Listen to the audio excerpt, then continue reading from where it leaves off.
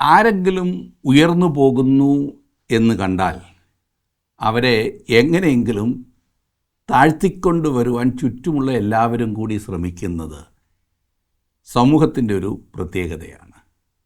അതുകൊണ്ട് ആർക്കും ഒരു ഗുണവുമില്ല എന്ന് മറക്കരുത്. മറ്റുള്ളവരെ ഉയർത്തുന്നവരാണ് യഥാർത്ഥത്തിൽ ഉന്നതർ.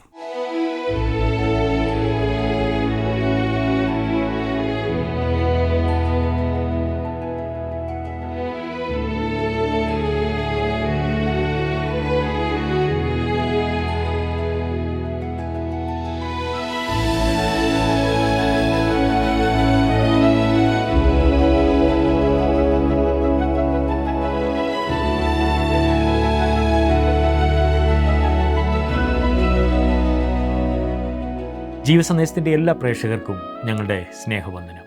ക്രിസ്തുവിൻ്റെ അടുക്കിലേക്ക് നടത്തുന്ന ശിശുപാലകനായിരുന്ന ന്യായപ്രമാണ ശുശ്രൂഷയുടെ അവസാനത്തെ കണ്ണിയായിരുന്നു സ്നാപകനായ യോഹന്നാൻ.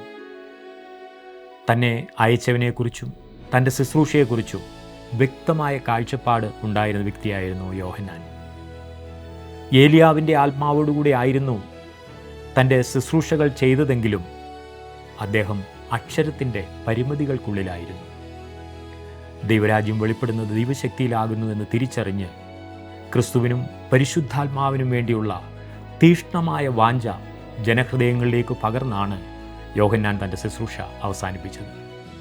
മർക്കോസിൻ്റെ സുവിശേഷം 1-ാം അധ്യായം 4 മുതൽ 34 വരെയുള്ള വാക്യം.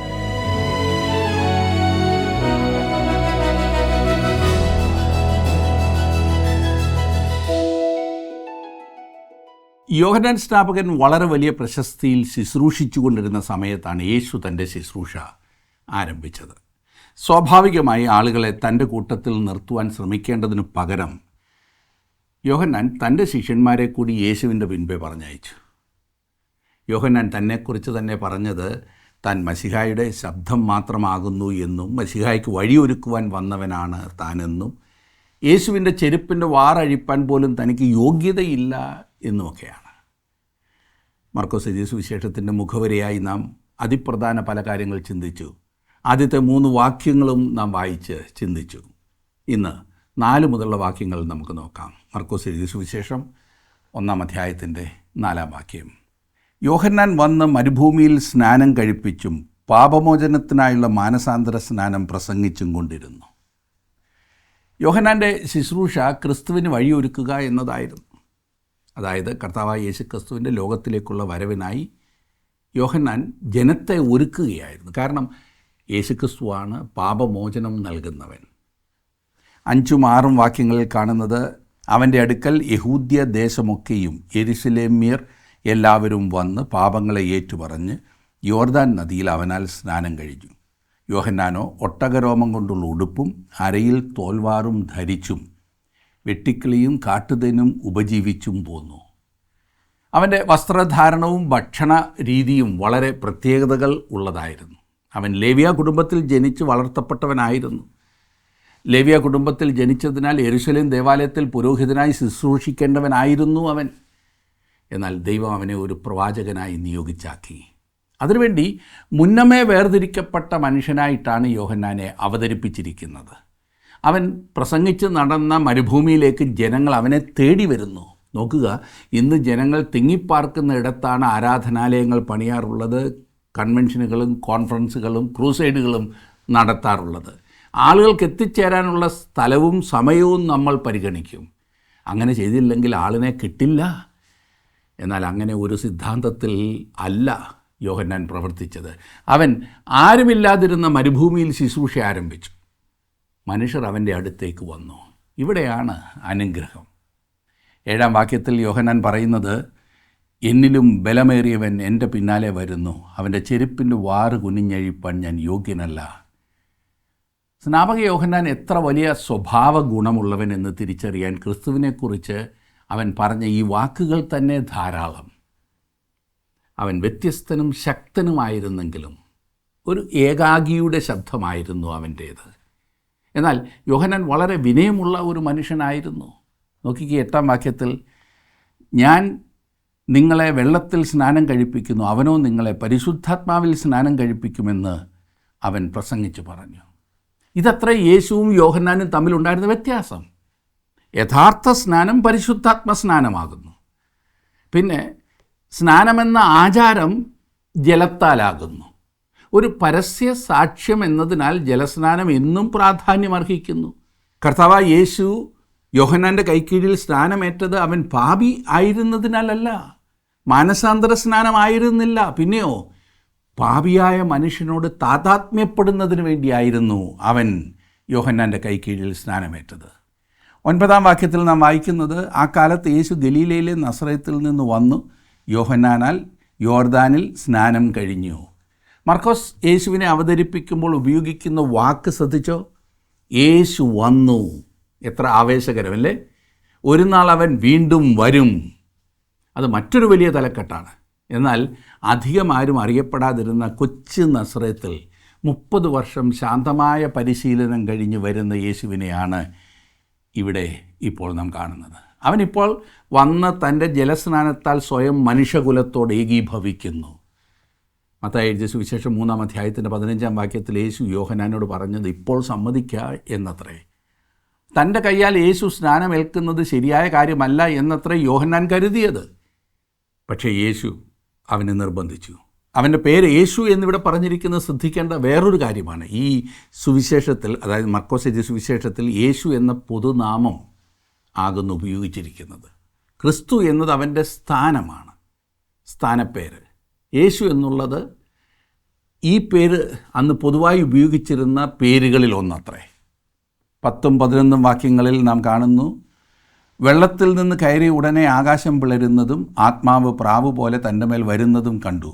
നീ എൻ്റെ പ്രിയപുത്രൻ, നിന്നിൽ ഞാൻ പ്രസാദിച്ചിരിക്കുന്നു എന്ന് സ്വർഗത്തിൽ നിന്നൊരു ശബ്ദവും ഉണ്ടായി. ഇവിടെ ഇതാ വളരെ വ്യക്തമായി തൃത്വത്തെ ഒരുമിച്ച് കൊണ്ടുവന്നിരിക്കുന്നത് ശ്രദ്ധിക്കുക. തൃത്വത്തിലെ രണ്ടാമനായ കർത്താവായ യേശുക്രിസ്തുവിനെ നാം ഇവിടെ കാണുന്നു.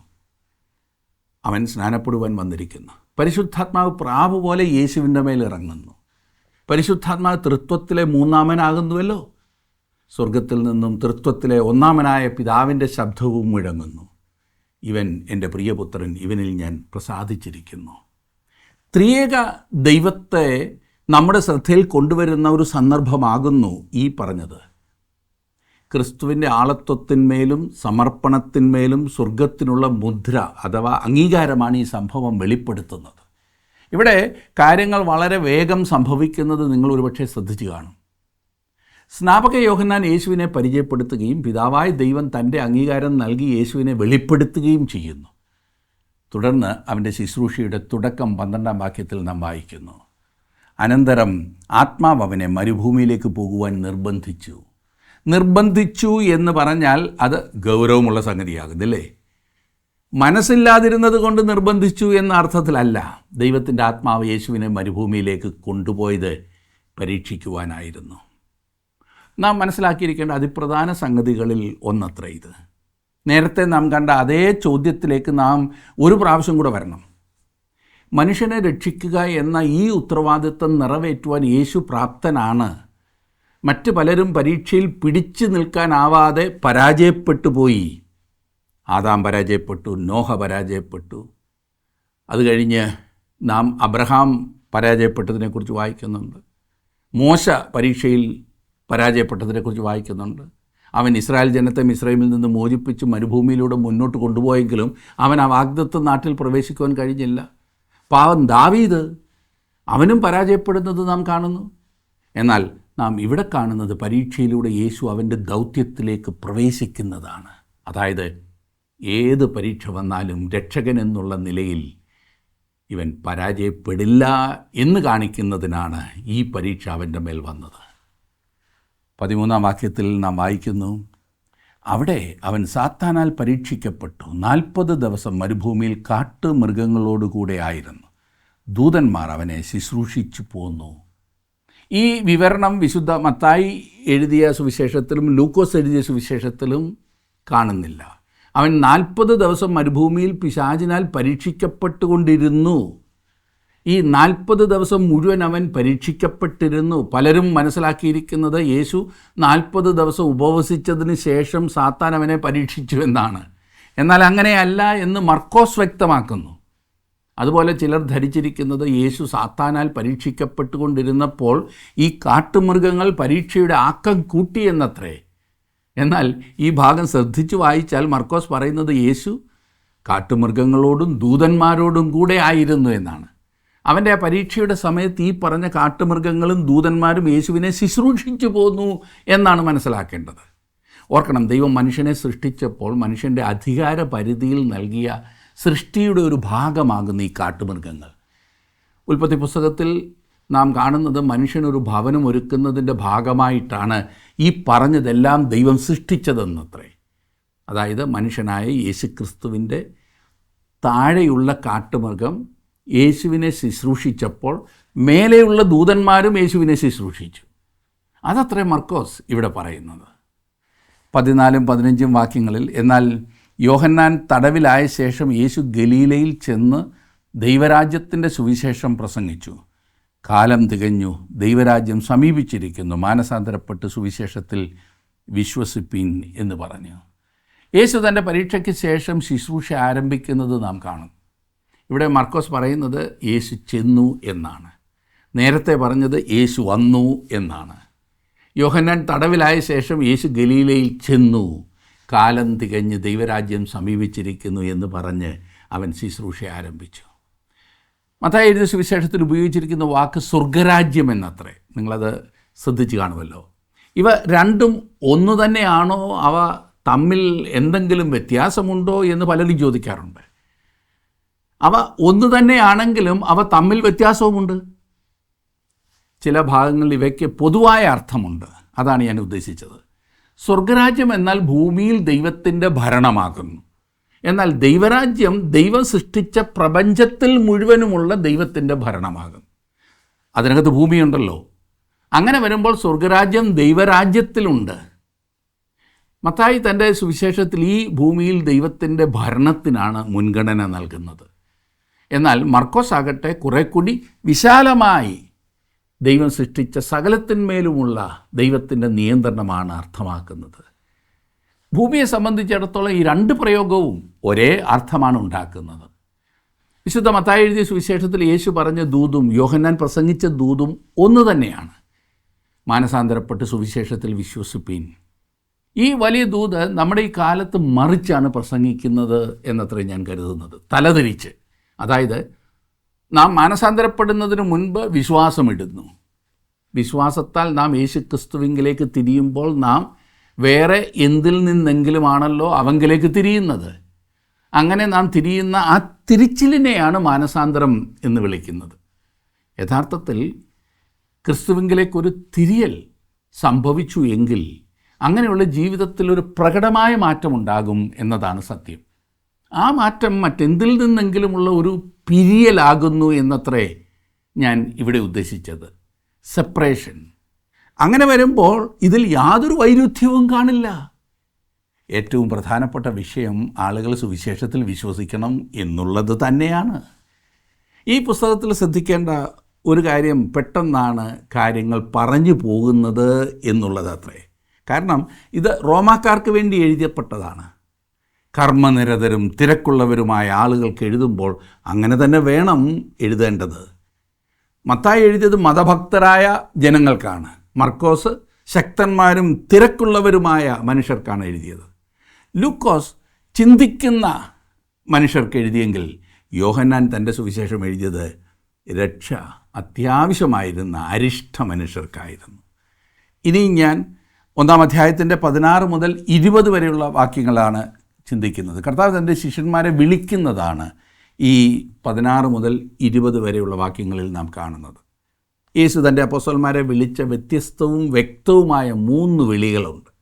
ഒന്നാമത് യോഹന്നാൻ്റെ സുവിശേഷത്തിൽ 1-ാം അധ്യായം 35 മുതൽ 51 വരെയുള്ള വാക്യങ്ങളിൽ പറഞ്ഞിരിക്കുന്നതിന് പ്രകാരം യേശു യെരുശലേമിൽ പോയപ്പോൾ ഈ ശിഷ്യന്മാരെ കണ്ടുമുട്ടുകയും ഒരു പൊതുവായ വിളി അഥവാ അനൗപചാരികമായ ഒരു ക്ഷണം നൽകുകയും ചെയ്തു. യോഹന്നാൻ സ്നാപകൻ യേശുവിനെക്കുറിച്ച് പ്രത്യേകം സംസാരിച്ചത് കേട്ട യോഹന്നാൻ്റെ ശിഷ്യന്മാർ യേശു എവിടെയാണ് പാർത്തിരുന്നതെന്ന് കാണുവാൻ ആഗ്രഹിച്ചു. യോഹന്നാൻ്റെ ചില ശിഷ്യന്മാർ യേശുവിനെ പിന്നീട് അനുഗമിച്ചവരുടെ കൂട്ടത്തിലുണ്ടല്ലോ. എന്നാൽ അവർ അവനോടൊപ്പം താമസിച്ചില്ല. യേശു താമസിച്ച ഇടം കണ്ടിട്ട് അവർ തങ്ങളുടെ മത്സ്യബന്ധന തൊഴിലിലേക്ക് തിരികെ പോയി. രണ്ടാമത്തെ വിളി ഇപ്പോൾ ഇവിടെ മർക്കോസ് എഴുതിയ സുവിശേഷത്തിൽ യേശുവിൻ്റെ ശുശ്രൂഷയുടെ ആരംഭത്തിൽ യേശു ഗലീല കടൽപ്പുറത്ത് നടക്കുന്നതും ഈ പറഞ്ഞ മനുഷ്യർ അവിടെ മീൻ പിടിക്കുന്നതും കാണുന്നു. ഓർക്കണം, യോഹന്നാൻ രേഖപ്പെടുത്തിയപ്പോൾ യേശു ആദ്യം അവരെ കണ്ടതിനെക്കുറിച്ച് പറയുന്നുണ്ട്. ഇപ്പോൾ യേശു വീണ്ടും അവരെ കാണുന്നു. അപ്പോൾ അവൻ അവരെ തൻ്റെ ശിഷ്യത്വത്തിലേക്ക് ക്ഷണിക്കുന്നു. അവർ മനുഷ്യരെ പിടിക്കുന്നവരാകണം എന്ന് യേശു ആഗ്രഹിച്ചു. എന്നാൽ ലൂക്കോസ് എഴുതിയ സുവിശേഷം 5-ാം അധ്യായത്തിൽ നാം കാണുന്നത് ഈ മനുഷ്യർ മത്സ്യബന്ധനത്തിനായി തിരികെ പോകുന്നതാണ്. ഇനിയും ഒടുവിലത്തെ വിളി അപ്പസ്തോലത്വത്തിലേക്കുള്ള ക്ഷണമായിരുന്നു. മർക്കോസ് എഴുതിയ സുവിശേഷം 3-ാം അധ്യായത്തിലും മത്തായി എഴുതിയ സുവിശേഷം 10-ാം അധ്യായത്തിലും ലൂക്കോസ് 6-ാം അധ്യായത്തിലും രേഖപ്പെടുത്തിയിരിക്കുന്ന ആ സംഭവം അപ്പസ്തോലത്വത്തിലേക്കുള്ള ക്ഷണമായിരുന്നു. അവർ മീൻപിടുത്തത്തിലേക്ക് മടങ്ങിപ്പോവുകയും യേശു അവരെ വീണ്ടും തേടി വരികയും ചെയ്തു. അപ്പോൾ പത്രോസ് പറഞ്ഞത്, കർത്താവേ, ഞാനൊരു പാപിയാണ്, എന്നെ വിട്ടുപോകണേ എന്നത്രേ. പത്രോസ് ഈ പറഞ്ഞതുകൊണ്ട് അർത്ഥമാക്കിയത് എന്താണ്? കർത്താവെ, നീ മറ്റു വല്ലവരെയും വിളിച്ച് നിന്നെ അനുഗമിക്കുവാൻ പറഞ്ഞാലും എന്നെ തനിയെ വിട്ടാലും ഞാൻ വീണ്ടും വീണ്ടും പരാജയപ്പെടുന്ന പാപിയായ ഒരു മനുഷ്യനത്രേ എന്നാണ് പത്രോസ് പറഞ്ഞത്. എന്നാൽ സ്നേഹവാനായ നമ്മുടെ കർത്താവ് പത്രോസിനെ വിട്ടിട്ട് മറ്റാരെയും തേടിപ്പോയില്ല. എത്ര പ്രാവശ്യം പരാജയപ്പെട്ടിരുന്നാലും തൻ്റെ പരാജയം തിരിച്ചറിഞ്ഞ് ദൈവസന്നിധിയിലേക്ക് വരുന്ന ഒരു ദൈവ പൈതലിനെ സ്നേഹത്തോടെ ദീർഘക്ഷമയോടെ കൈക്കൊണ്ട് നാം എന്തായിത്തീരണം എന്ന് ദൈവം ആഗ്രഹിക്കുന്നുവോ അതാക്കിത്തീർക്കുവാൻ ദൈവത്തിന് സാധിക്കും. അതോർത്ത് നമുക്ക് ദൈവത്തെ സ്തുതിക്കാമില്ലേ? അങ്ങനെ കർത്താവ് മൂന്നാമതും ഈ ശിഷ്യന്മാരുടെ അടുത്തേക്ക് വന്ന് അവരെ വിളിച്ച് അപ്പോസ്തലന്മാരാക്കി. പത്രോസിൻ്റെ ജീവിതത്തിലെ ക്രമാനുഗതമായ ഈ മാറ്റം തുടർന്നും നമുക്ക് കാണുവാൻ കഴിയും. ഞാൻ ഇനി 21-ാം വാക്യം വായിക്കുകയാണ്. അവർ കഫർനഹൂമിലേക്ക് പോയി. ശബത്തിൽ അവൻ പള്ളിയിൽ ചെന്ന് ഉപദേശിച്ചു. അവൻ്റെ ഉപദേശത്തെങ്കിൽ അവർ വിസ്മയിച്ചു. യേശു ശബത്തിൽ ചെയ്ത പ്രവർത്തികളെ മതനേതാക്കന്മാർ ചോദ്യം ചെയ്തപ്പോഴൊക്കെ യേശു പ്രതികരിച്ചത് എങ്ങനെയാണ് എന്ന് നിങ്ങൾ നോക്കിയോ? യേശു പറഞ്ഞത്, എൻ്റെ പിതാവ് പ്രവർത്തിക്കുന്നതിനാൽ ഞാനും പ്രവർത്തിക്കുന്നു. യോഹന്നാൻ എഴുതിയ സുവിശേഷം 5-ാം അധ്യായം 17-ാം വാക്യത്തിൽ അവനത് പറയുന്നുണ്ട്. യേശു ദിവസത്തിൻ്റെ 8 മണിക്കൂറല്ല പ്രവർത്തിച്ചത്. 121-ാം സങ്കീർത്തനത്തിൻ്റെ 4-ാം വാക്യം നമുക്ക് സുപരിചിതമാണ്. അവിടെ വായിക്കുന്ന ഇസ്രായേലിൻ്റെ പരിപാലകൻ മയങ്ങുകയില്ല, ഉറങ്ങുകയുമില്ല എന്ന്. ശബത്ത് ദിവസം ആരംഭിക്കുന്നത് പ്രഭാതത്തിലാകുന്നു. അപ്പോഴെത്ര യേശു അവിടെ പ്രവേശിച്ച് ഉപദേശിക്കുവാൻ ആരംഭിച്ചത്? കഫർനഹൂമിലുള്ള ഈ പള്ളി ആ കാലത്ത് അത്ര പ്രാധാന്യമുള്ളതായിരുന്നില്ല. യേശുവിൻ്റെ സ്വന്തം ജനം അവനെ കൈക്കൊള്ളാതിരുന്നതിനാലാണ് അവൻ നസ്രത്ത് വിട്ട് കഫർനഹൂമിൽ വന്ന് അത് തൻ്റെ ശുശ്രൂഷയുടെ ആസ്ഥാനമാക്കിയത്. 22-ാം വാക്യത്തിൽ നാം വായിക്കുന്നത്, അവൻ്റെ ഉപദേശത്തെങ്കിൽ അവർ വിസ്മയിച്ചു. അവൻ ശാസ്ത്രിമാരെ പോലെയല്ല, അധികാരമുള്ളവനായിട്ടത്രേ അവരെ ഉപദേശിച്ചത്. ഇവിടെ യേശുവിൻ്റെ ഉപദേശത്തെക്കുറിച്ച് വളരെ ശ്രദ്ധേയമായ ഒരു കാര്യം പറയും. അവൻ അധികാരത്തോടെയാണ് ഉപദേശിച്ചത്. ഇന്നത്തെ ക്രിസ്തീയ സഭയെക്കുറിച്ചും ശുശ്രൂഷകളെക്കുറിച്ചുമുള്ള ഏറ്റവും വലിയ വിമർശനങ്ങളിൽ ഒന്ന് നാം അധികാരത്തോടെ സംസാരിക്കുന്നില്ല എന്നതാണ്. ശ്രദ്ധിക്കുക, അധികാരത്തോടെ സംസാരിക്കുക എന്ന് പറഞ്ഞാൽ അഹങ്കാരത്തോടെ എന്നല്ല അർത്ഥം. അത് ഇന്ന് വളരെയേറെയുണ്ട്. അധികാരത്തോടെ സംസാരിക്കുവാൻ കഴിയാത്തത് നമുക്ക് വിശ്വാസം നഷ്ടപ്പെട്ടത് കൊണ്ട് മാത്രമാണ്. നമ്മുടെ വിശ്വാസം പോയി. ക്രിസ്തീയ വിശ്വാസികൾ മൊത്തത്തിൽ സമൂഹത്തിൽ സ്വാധീനം ഉണ്ടാക്കേണ്ടതിന് പകരം ഇന്ന് അവഹേളിക്കപ്പെടുകയാണ്. ദൈവവചനം പ്രസംഗിക്കുകയും പഠിപ്പിക്കുകയും ചെയ്യുന്നതിൽ ക്രിസ്തീയ ശുശ്രൂഷകൾ പരാജയപ്പെട്ടിരിക്കുന്നു. സത്യത്തിൽ നിന്നുള്ള വേർപെടലും പ്രസംഗപീഠവും ദൈവവചനവും തമ്മിലുള്ള അകൽച്ചയും മൂലം ആകെ അസ്വസ്ഥമായ ഒരു അന്തരീക്ഷമാണ് നാം ഇന്ന് സഭകളിൽ കാണുന്നത്. യേശുവിൻ്റെ കാലത്ത് യഹൂദന്മാരുടെ പള്ളികൾ ഉപകാരമുള്ളതൊന്നും സമൂഹത്തിന് നൽകിയിരുന്നില്ല. അതുകൊണ്ട് നമ്മുടെ കർത്താവ് സംസാരിച്ചപ്പോൾ അവൻ്റെ ഉപദേശത്തെങ്കിൽ അവർ ആകെ വിസ്മയിച്ചു. ഉണങ്ങി വരേണ്ട മണ്ണിലേക്ക് പുതുമഴ പെയ്തിറങ്ങി മണ്ണിനെയും മനസ്സിനെയും കുളിർപ്പിക്കുന്ന അവസ്ഥയാണ് അപ്പോൾ അവർക്ക് അവിടെ ഉണ്ടായത്. 23-24 വാക്യങ്ങളിൽ അവരുടെ പള്ളിയിൽ അശുദ്ധാത്മാവുള്ള ഒരു മനുഷ്യനുണ്ടായിരുന്നു. അവൻ നിലവിളിച്ച്, നസ്രയനായ യേശുവേ, ഞങ്ങൾക്കും നിനക്കും തമ്മിൽ എന്ത്? ഞങ്ങളെ നശിപ്പിപ്പാൻ വന്നുവോ? നീ ആർ എന്ന് ഞാൻ അറിയുന്നു. ദൈവത്തിൻ്റെ പരിശുദ്ധൻ തന്നെ എന്ന് പറഞ്ഞു. യേശു ചെയ്തതായി മർക്കോസിൻ്റെ സുവിശേഷത്തിൽ രേഖപ്പെടുത്തിയിരിക്കുന്ന ആദ്യത്തെ അത്ഭുത പ്രവൃത്തി അശുദ്ധാത്മാവുള്ള ഈ മനുഷ്യനെ സൗഖ്യമാക്കിയതാണ്. അതായത് അത് ആത്മീയ ലോകവുമായി ബന്ധപ്പെട്ടിട്ടുള്ള ഒരു കാര്യമാണ്. ഈ പറയുന്ന ആത്മീയ ലോകത്തിൻ്റെ നിയന്ത്രണം ദൈവത്തിന് മാത്രമാണ്. അശുദ്ധാത്മാക്കളുടെ മേൽ യേശുവിന് അധികാരമുള്ളത് കൊണ്ടാണ് അവൻ അവയെ ശാസിക്കുന്നത്. റോമ സാമ്രാജ്യത്തിൽ ആകമാനം ഉണ്ടായിരുന്ന പൈശാചിക സ്വാധീനത്തെക്കുറിച്ചുള്ള ഒട്ടനേകം ചരിത്ര തെളിവുകൾ ലഭ്യമാണ്. അശുദ്ധാത്മാക്കളെ അല്ലെങ്കിൽ പൈശാചികതയെ നേരിടുവാനുള്ള ഒരേ ഒരു മാർഗം കർത്താവായ യേശുവിലൂടെ മാത്രമാണ്. കാരണം ഈ ആത്മീയ തലങ്ങളിൽ കയറി പ്രവർത്തിക്കുവാൻ കഴിയുന്ന ഒരേ ഒരു വ്യക്തി കർത്താവായ യേശു ക്രിസ്തു മാത്രമാണ്. ഈ കാരണത്താലാണ് മർക്കോസ് തൻ്റെ സുവിശേഷത്തിൽ ഈ പറഞ്ഞ അത്ഭുത പ്രവൃത്തി ആദ്യം രേഖപ്പെടുത്തിയിരിക്കുന്നത്. മനസ്സിലായല്ലോ? യേശുവിന് ഈ പറഞ്ഞ ആത്മീയ തലങ്ങളിൽ പ്രവർത്തിക്കുവാൻ അധികാരമുണ്ട് എങ്കിൽ അത് രണ്ട് കാര്യങ്ങളാണ് സൂചിപ്പിക്കുന്നത്. ഒന്ന്, യേശുവിന് ഏതൊരു തലങ്ങളിലും പ്രവർത്തിക്കുവാനുള്ള ശക്തിയുണ്ട്. രണ്ട്, ദൈവത്തിന് മാത്രമേ ഈ പറഞ്ഞ പ്രവർത്തനം ചെയ്യുവാൻ കഴിയൂ. അപ്പോൾ അവൻ ഈ അത്ഭുത പ്രവൃത്തി ചെയ്യുന്നത് അവൻ്റെ ദൈവികമായ അധികാരത്തിൻ്റെയും ശക്തിയുടെയും യോഗ്യതയുടെയും ഭാഗമായിട്ടാണ്. അധികാരമുള്ളവനായി അവൻ ഉപദേശിച്ചു, ഉപദേശത്തിലും അധികാരം കണ്ടു. ഇപ്പോൾ അവൻ്റെ പ്രവർത്തനത്തിലും അധികാരം കാണുന്നു. സൂക്ഷിച്ചു നോക്കിയാൽ ഇന്നത്തെ സമൂഹത്തിൽ നടക്കുന്ന ഒരു കാര്യം നിങ്ങൾക്ക് വ്യക്തമാകും. സാത്താനെ ആരാധിക്കുന്നത് ഓരോ നാളും കൂടിക്കൂടി വരുന്നു, ഇല്ലേ? കപ്പർന്നഹൂമിലെ ഈ പള്ളിയിൽ വർഷങ്ങളായി വന്ന് ആരാധിച്ചു കൊണ്ടിരുന്ന അശുദ്ധാത്മാവുള്ള ഈ മനുഷ്യനെ ഒന്ന് സൂക്ഷിച്ചു നോക്കിയാൽ യേശുവിൻ്റെ സാന്നിധ്യം ആ പള്ളിയിൽ വരുന്നത് വരെ അശുദ്ധാത്മാവിന് യാതൊരു ബുദ്ധിമുട്ടും തോന്നിയിരുന്നില്ല. ഇന്ന് ക്രിസ്തീയമെന്ന് പറഞ്ഞ് നടക്കുന്ന പല ആരാധനാ സ്ഥലങ്ങളിലും പല പരിപാടികളിലും അരങ്ങേറുന്ന സംഭവങ്ങളെ സാത്താന്യമെന്നോ അലൗകികമെന്നോ അശുദ്ധാത്മാവിനാൽ നിയന്ത്രിക്കപ്പെടുന്നതെന്നോ മാത്രമല്ലേ വിശദീകരിക്കാൻ കഴിയൂ. ക്രിസ്തുവിൻ്റെ സാന്നിധ്യത്തിൽ ഒരിക്കലും സംഭവിക്കുവാൻ സാധ്യതയില്ലാത്ത കാര്യങ്ങൾ ഇന്ന് നടക്കുന്നത് കാണുമ്പോൾ നമ്മൾ അവയെ എങ്ങനെ വിശദീകരിക്കും? യാതൊരു ലജ്ജയും മടുപ്പുമില്ലാതെയാണ് ഇതുപോലെയുള്ള കാര്യങ്ങൾ ഇന്ന് അരങ്ങേറുന്നത്. അത് സാത്താന്യമാണ്, അശുദ്ധാത്മാവിനാലുള്ള പ്രവർത്തനമാണ്. ഇങ്ങനെയുള്ള അവസ്ഥയിൽ നിന്നും രക്ഷപ്പെടുവാൻ ഒരേ ഒരു മാർഗമേ ഉള്ളൂ. യേശുവിൻ്റെ സാന്നിധ്യം നമ്മുടെ ഭവനങ്ങളിലും നമ്മുടെ സഭകളിലും സദാ ഉണ്ടാകണം. പിശാചുക്കളെ നിയന്ത്രിക്കുവാൻ ശക്തനായവൻ യേശു മാത്രമാണ്. അതത്രേ മർക്കോസ് പറഞ്ഞു തന്ന ആദ്യത്തെ അത്ഭുതം. 25 മുതൽ 27 വരെയുള്ള വാക്യങ്ങളിൽ യേശു ഇതിനെ നേരിട്ടത് നാം കാണുന്നു. 25 മുതൽ 28 വരെയുള്ള വാക്യങ്ങളിൽ നാം വായിക്കുന്നത്, യേശു അതിനെ ശാസിച്ചു, മിണ്ടരുത്, അവനെ വിട്ടുപോ എന്ന് പറഞ്ഞു. അപ്പോൾ അശുദ്ധാത്മാവ് അവനെ ഇഴച്ച് ഉറക്കെ നിലവിളിച്ച് അവനെ വിട്ടുപോയി. എല്ലാവരും ആശ്ചര്യപ്പെട്ടു, ഇതെന്ത് ഒരു പുതിയ ഉപദേശം! അവൻ അധികാരത്തോടെ അശുദ്ധാത്മാക്കളോടും കൽപ്പിക്കുന്നു, അവ അവനെ അനുസരിക്കുകയും ചെയ്യുന്നു എന്ന് പറഞ്ഞ് തമ്മിൽ വാദിച്ചു കൊണ്ടിരുന്നു. അവൻ്റെ ശ്രുതി വേഗത്തിൽ ഗലീലനാട് എങ്ങും പരന്നു. ഇത് ആശ്ചര്യകരമായിരിക്കുന്നു. യേശു തൻ്റെ ശക്തിയും അധികാരവും തൻ്റെ ഉപദേശങ്ങളിലൂടെയും അത്ഭുത പ്രവൃത്തികളിലൂടെയും വെളിപ്പെടുത്തിയിട്ടും ആ ജനത്തിനത് മനസ്സിലാകുന്നില്ല. അവർക്ക് ഉൾക്കൊള്ളുവാൻ കഴിയുന്നതിനപ്പുറമായിരുന്നു യേശുവിൻ്റെ അധികാരം. തുടർന്ന് മർക്കോസ് യേശു ചെയ്ത അടുത്ത പ്രവർത്തനത്തിലേക്ക് നമ്മെ കൊണ്ടുപോകുന്നു. അത് അന്ന് വൈകുന്നേരത്ത് സംഭവിച്ചതാകാനാണ് സാധ്യത. 29 മുതൽ 34 വരെയുള്ള വാക്യങ്ങളിൽ അതത്രയും നാം കാണുവാൻ പോകുന്നത്. എത്ര ധൃതി പിടിച്ച ഒരു ദിവസമായിരുന്നു യേശുവിന് അന്നത്തേതെന്ന് ഓർക്കണം.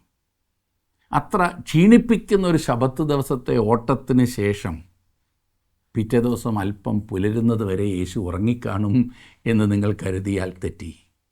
എത്ര തിരക്ക് പിടിച്ച ജീവിതത്തിലും നമുക്ക് അനുകരിക്കുവാൻ കഴിയുന്ന അനുഗ്രഹീതമായ ചില മാതൃകകൾ യേശു നമ്മുടെ മുൻപിൽ വെക്കുന്നുണ്ട്. അത് നമുക്ക് അടുത്ത എപ്പിസോഡിൽ വിശദമായി പരിശോധിക്കാം.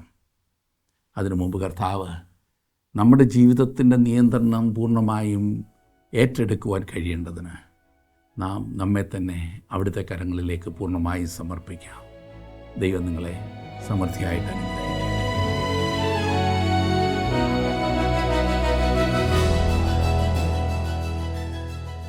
ദൈവരാജ്യ പ്രാപ്തിക്കായി ന്യായപ്രമാണത്തിൻ്റെ അവസാന വക്താവായ യോഹന്നാനും തുടർന്ന് ക്രിസ്തുവും മുൻപോട്ട് വെച്ചത് മാനസാന്തരം എന്ന യോഗ്യതയാണ്.